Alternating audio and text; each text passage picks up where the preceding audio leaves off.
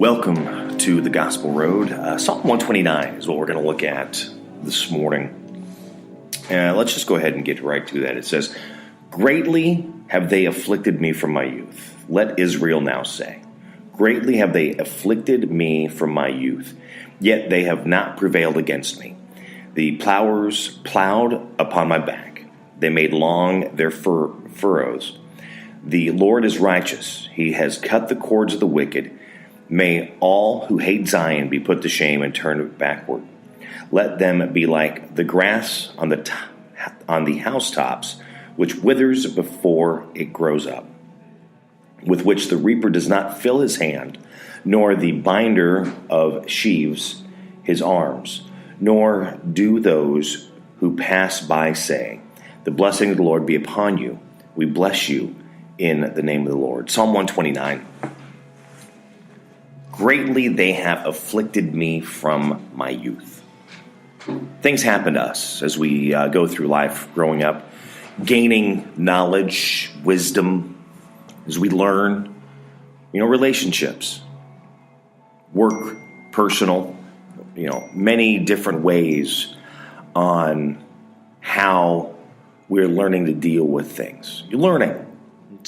A lot of times I've been seeing, we've been hearing it for years about going to the school of hard knocks. Did you go to college? No, I went to the school of hard knocks.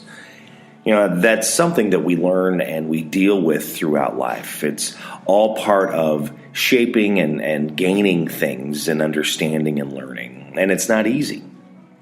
In fact, we a lot of times go through certain things in our lives, and through that, we then, as we get older, we hear a lot of it. If you're in the dating world, that's baggage, the garbage that you're carrying around. And I know I've got a lot of that.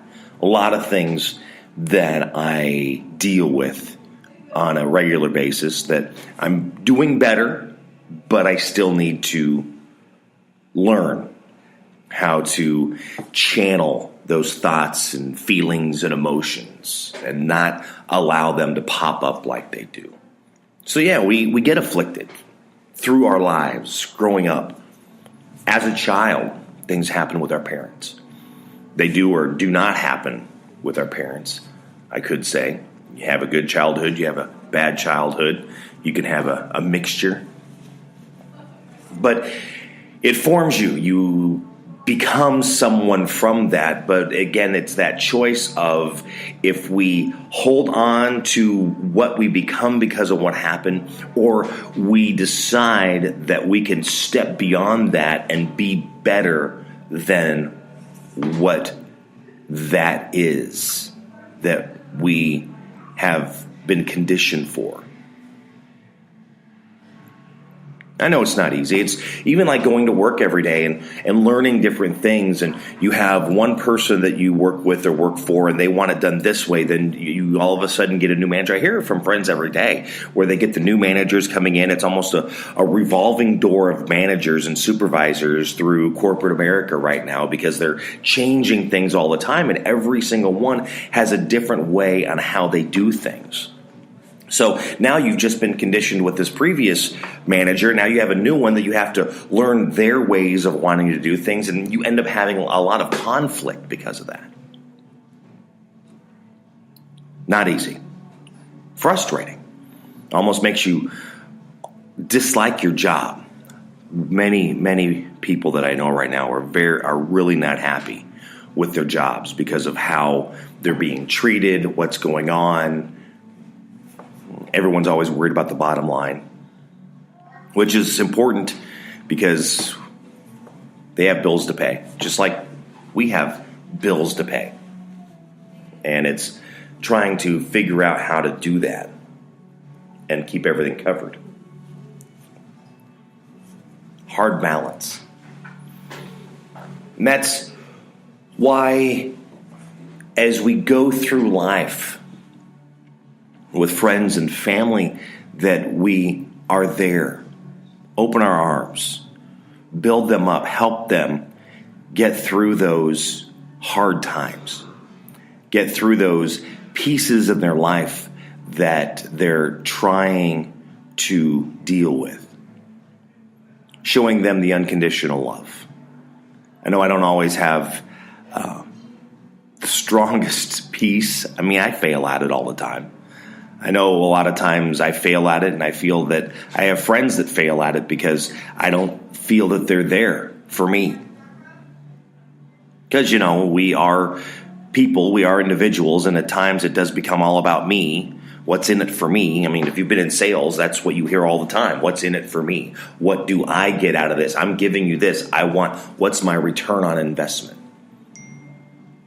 Lots of things. But the important part is making sure that we're there to help others, to build up others. I mean, when you're being that manager and you know that revolving door, how are you helping that transition? Or are you hurting that transition? As you're working with your coworkers and a new person is coming in, how are you helping with that transition? Or are you just throwing more gas on that fire to make it bigger? What are you doing? How are you dealing with that? It's building up each other to be the best that we can be, to be the best that I can be. As I'm going through life and trying to get through those struggles, how am I doing it the best that I can? And what am I sharing with you, with my friends, with my family, my kids, to help them better themselves, to get to that next level, to be successful?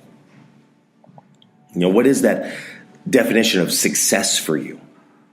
What is successful?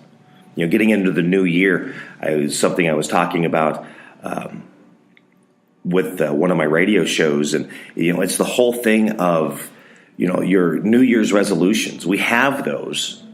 I know a lot of people that do them, a lot of people that do not, but some, that's a goal. What are you going to do better? What are you going to do different? What are you going to continue because it worked so well for you in 2018 that you're going to continue in 2019?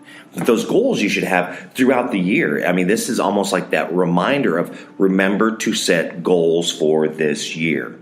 What are you going to do?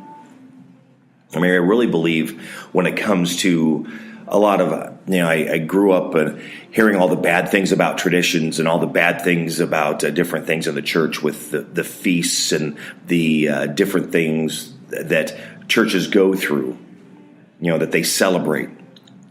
And I think they're reminders. I'm not saying that everyone needs them, because maybe there are those that are standing strong enough that they know where their relationship is. But there's others that are either coming in, there's others that are really needing that boost. And I think that's what they are. Those are boosts. Those are help. There's reminders that God is there. God is there to help you. God is there to lean on. And again, for us going through those, it's helping those so they have someone to lean on as they're going through those pieces. What do I need to do so I focus on this relationship with God? That relationship is the baseline as I create my relationships with others in all aspects, personal, professional. How am I helping others be the best they can be? Doing the best they can do. Really exercising their talent and honing that talent and practicing that talent, making that talent the best it can be. Psalm 129, that's what we read today. Read it for yourself, see what it speaks to you, how it is in your life. Because again, we're all in different areas, we're all in different parts. And we have to feel where we are as we continue to grow. Thank you for listening to The Gospel Road. Have a great day. God bless.